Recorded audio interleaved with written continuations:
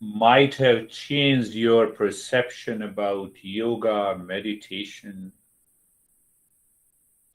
So perception changes our outlook towards life. And when that outlook towards the life changes, then you will find that peace and happiness are my essential nature. If that perception does not change, then what happens? I'm always busy. Why I'm busy? Why? What is the goal of being busy?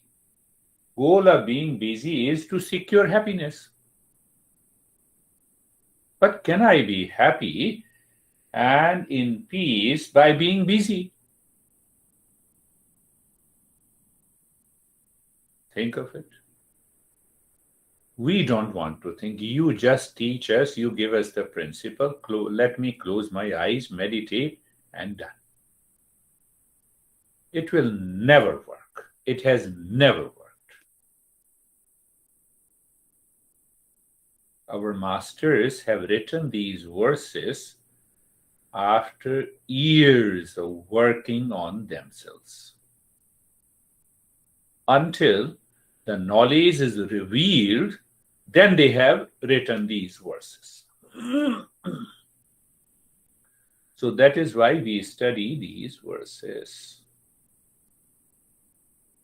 Go back to, what is that? Busy. When this intellect understands clearly that no outer conditions in my life can bring permanent peace and happiness. Intellect is settled in that. When it is settled, that is known as dispassion. It's not a big deal. Are you getting it? That is the first chapter.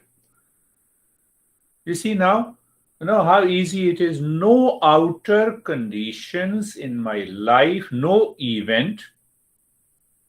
You have birthday celebration, marriage anniversary celebration, 50 years of celebration of sorrow and suffering. No, I'm just 50 years. After all, we love each other. That is why we fight. Really? Is this your argument? Is this the reasoning? So you see that in the first chapter, this seeker is asking how the dispassion is attained. I am a king. I have to do a lot of things. You see in the first chapter that we had done. So the first chapter clearly says, Master says, forget about this,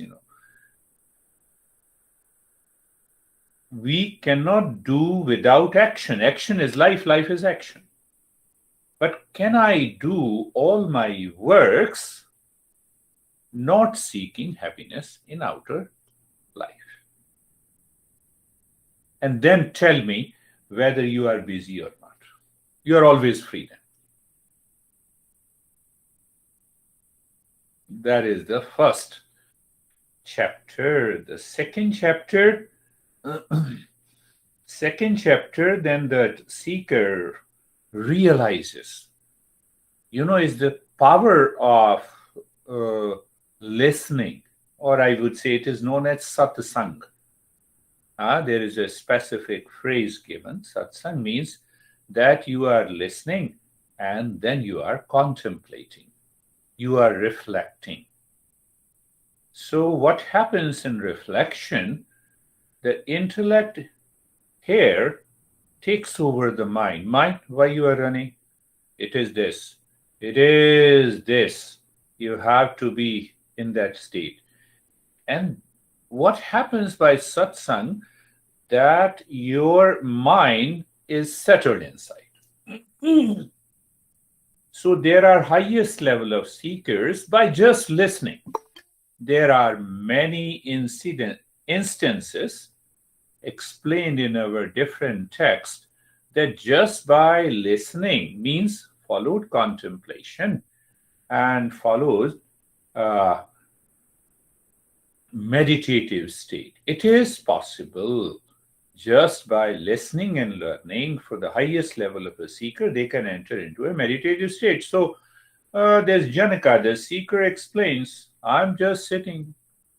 So that is why in Zen meditation we say just sitting. So that is what seeker realizes this in the second chapter. The master says, let us examine together.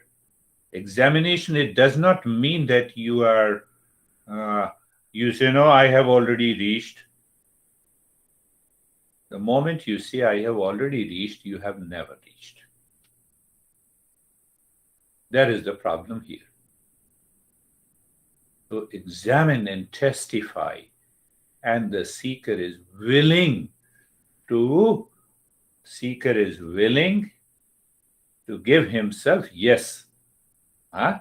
So master raises the doubt in the third chapter, and fourth chapter, he again, the seeker again says, I am there, that is what I experience. Master, please confirm. Why he is saying the master, he confirms. I already told you that these great masters have spent their entire life not looking for any outer conditions. They never wanted to be a best-selling author. And the majority of the masters did not care to write their name. In many Upanishads we have. So because we find the way they have written the verses, the words they have used, so we can make out an assumption, oh, this master might have written this. That is the beauty of this journey. Oh, leave the outer conditions. So now we come to the fifth chapter. So he tells the 4 methods. Complete dispassion awakens. I told you, you see the dispassion. It's very simple.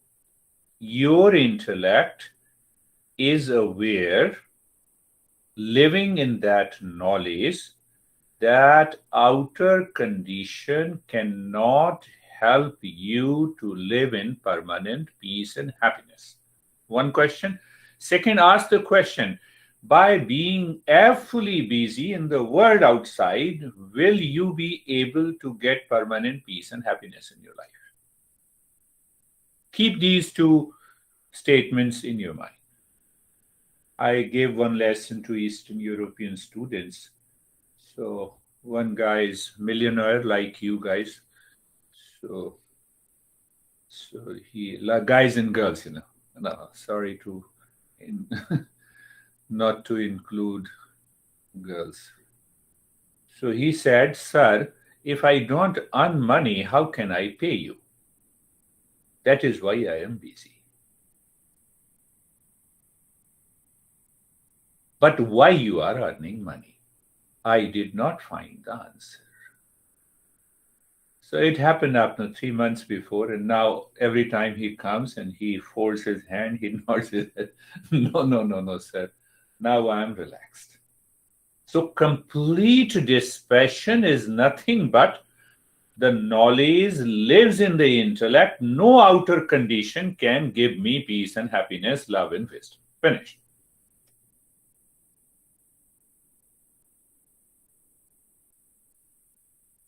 Then comes the second method. He says constant awareness of the real self behind the veil of the body, of the mind, of the thoughts and the feeling. That was the second method in the 5th chapter. In the third, what he says, yes, in the third, What is the third method he says? Let me see. Third method he says that recognize the delusion. That is why we give lot of examples. The blueness of the sky. I know 100% the sky is not blue. I live in a desert state. So when we drive on the highways, we see reflection, water in the mirrors. It is not there. When I drive on the highways, I see the trees are running behind me. Fact is that it is not running. Can I live into that awareness where the intellect is centered on the real self, which is unchanging, independent? Now we come to the fourth one. Fourth method, he says, these are the highest methods. And for that, we need a lot of contemplation, reflection in our mind. The intellect keep thinking. You wake up in the morning and constipation. My whole day is gone. How can the constipation can take you away from the reality? See, simple example. That is what happens. No, I had a lot of problems, I had a lot of pain, and that is why I'm not attending the session.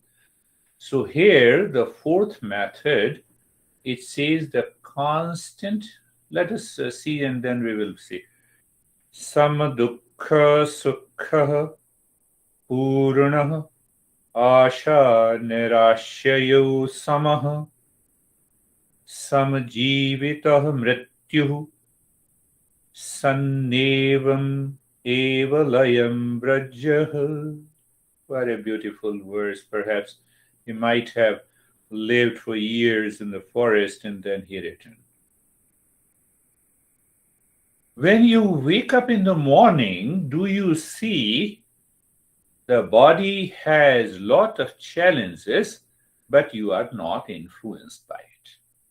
The intellect lives into the knowledge, not affected by the challenges in the body, in the mind, in the profession, in the family life, in all outer conditions. Why? How can you see that I should not be affected by it? Because you have already understood no outer condition can bring peace and happiness. So literal translation of this verse is that you are equal in your intellect, in pain and in pleasure, equal in hope and disappointment, equal in life and in death, complete as you are. You are always at rest and peace and happiness. What it means? Outer conditions cannot be made steady.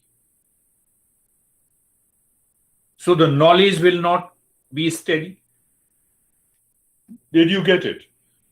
Knowledge will also not be steady. To have a steady intellect, I must have the knowledge that is independent of any change. So what is that knowledge? That knowledge is of real self.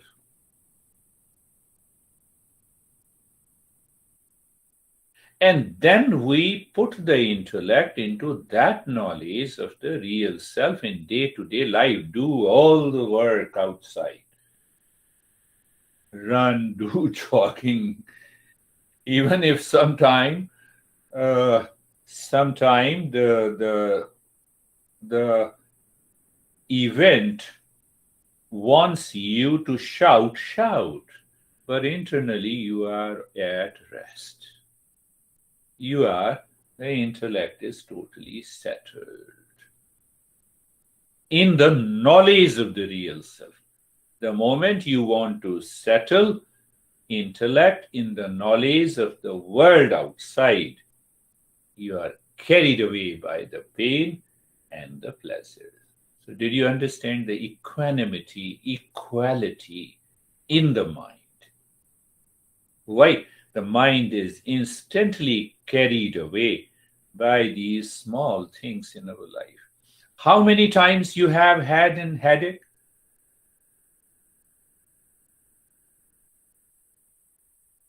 But sometimes we were carried away, and other times when we have some urgent things to do, we forget the headache. Did it not happen? See the understanding. Sam dukkha sukha. Sam means equality, equal in pain and pleasure, sorrow and happiness. Yesterday there was a sorrow, no. Today is there, yes. It means it is changing. It will go away tomorrow. Take the right action. Finished.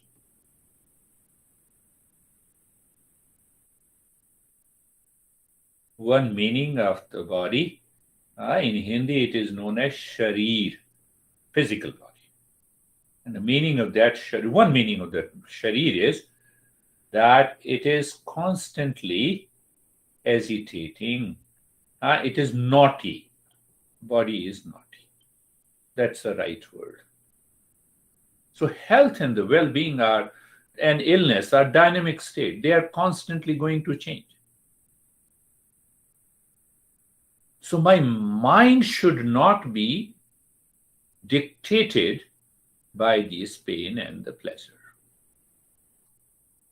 And it will only happen when I think, contemplate, and reflect and make the intellect steady. First. Second is equal in hope and in disappointment. Asha nirashyayo samaha. Asha nirashyayo samaha. Hope and disappointment. What is hope and disappointment? Where do we hope? We hope outside.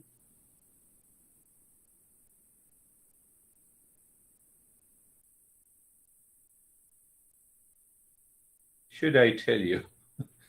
Oh, don't make any judgment. So, I had a student in Barcelona. Hope and disappointment. So normally I send the link, okay, you just, this much you need to pay. He said, I cannot. So after a year, this is not for you guys, I'm just saying hope and disappointment. So I kept to the whole, yeah, it's okay, it's a part of the life. I saw that this guy seems to be very dedicated and committed, and I said, no, it's a part of the 1 hour in a week, and I will continue to give. Mind is free from the hope and disappointment. I got 10 times as a reward, which I never expected.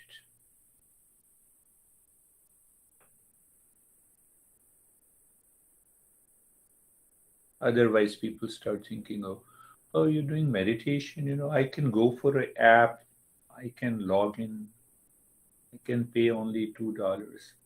So mind still living in the outer conditions, equal in hope and in disappointment. Now, look into the family life, personal life, professional life.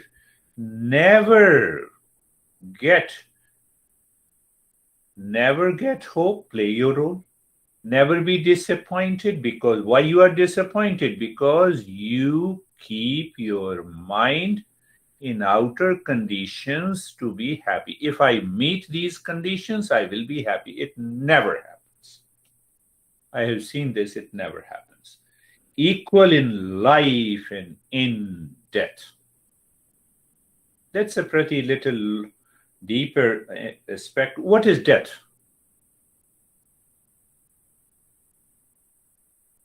And what is life?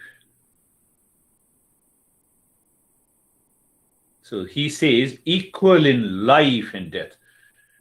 What is death? So I was giving an example to this beautiful girl who does lesson just after this session. So I said, here is a tumbler. It breaks up. Is it the death of a tumbler? Yes. But what exactly is the death of a tumbler? What exactly? Do you really see it? See it a little deeper.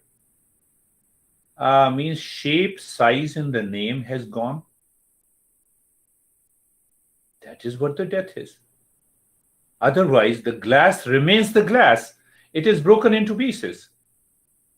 So I said, okay, crush it into a powder form, like a salt.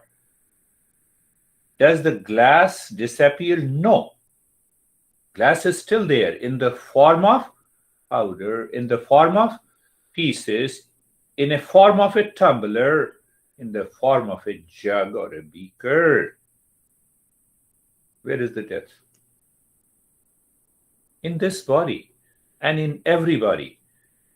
We are not only contains the impressions and other traits from our parents, but one scientist 10 years ago said that we carry the impressions of more than 50 people. Means we have 50 parents.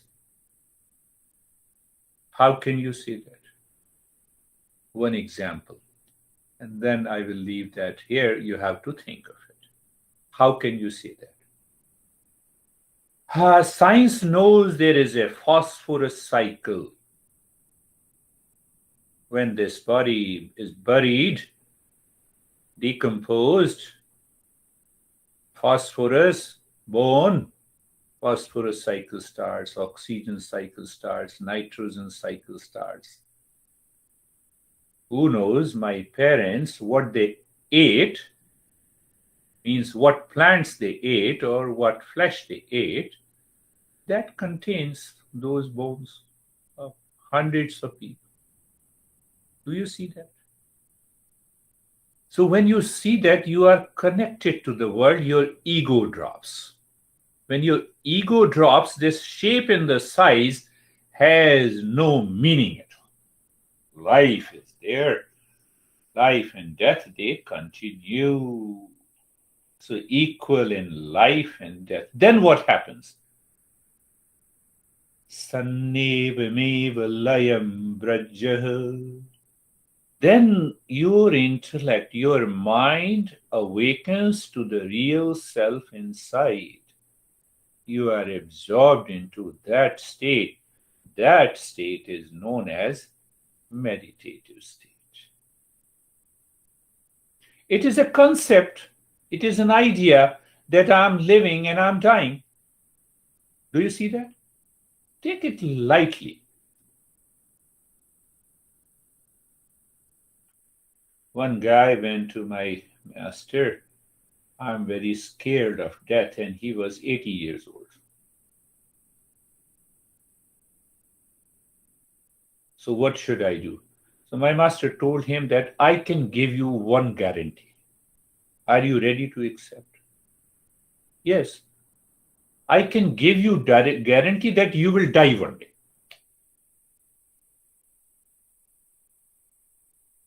So you have a confirmation. Where is the fear now? Now you know. There is no fear of known. There is always a fear of unknown.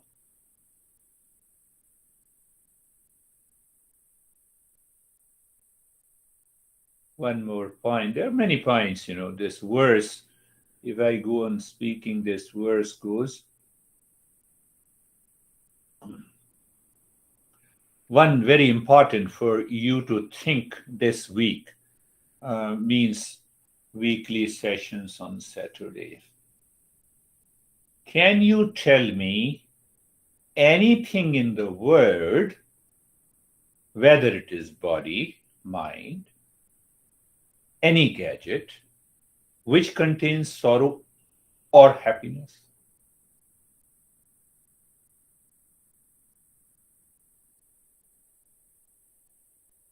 My body.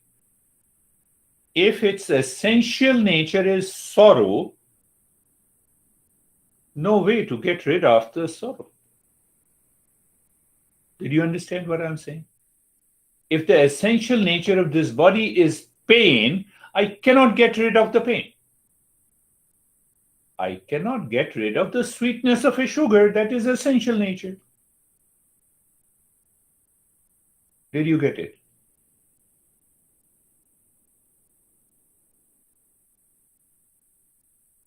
So this pain or the pleasure, they are not the essential nature of the body, mind at all. Think of it. This is another secret in this verse. It is hidden. Sama dukkha sukha.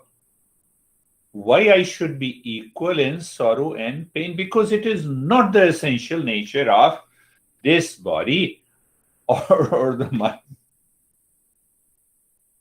Extreme pain in the teeth. Doctor says anesthesia. Do you have a pain? No, I don't feel the pain now. It is not essential nature. Are you getting it? So when it is not the essential nature, why to worry? Take care. Take the right action.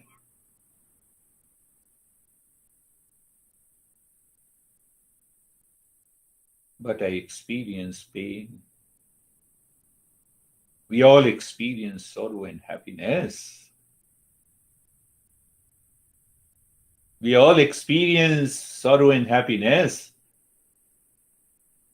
From where it comes? Can you deny? No, I cannot deny.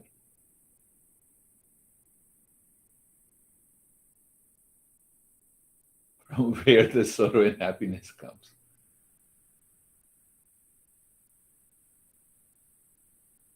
Are you thinking? Or simply waiting for me to answer? You see, there is no pain and the pleasure in any material object. Are you clear? If this remote breaks up, it doesn't say I have a lot of pain now. Are you clear? Any matter. That includes my body. Clear? Now ask yourself, is there any sorrow and happiness in the consciousness? It is not. Then where it is? As a matter of fact, we experience sorrow and happiness. If I say something nasty to you, you will get hurt and there will be a pain.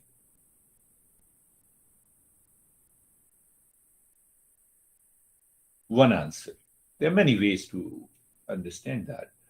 So it says that matter is here means body, mind, intellect, body, take it body for the time being, and other objects. And the consciousness is here. Consciousness does not have a pain. The matter does not have a sorrow and happiness. But when they come together, the mind is created. That mind experiences the sorrow. That is why we say meditation is transcending the mind.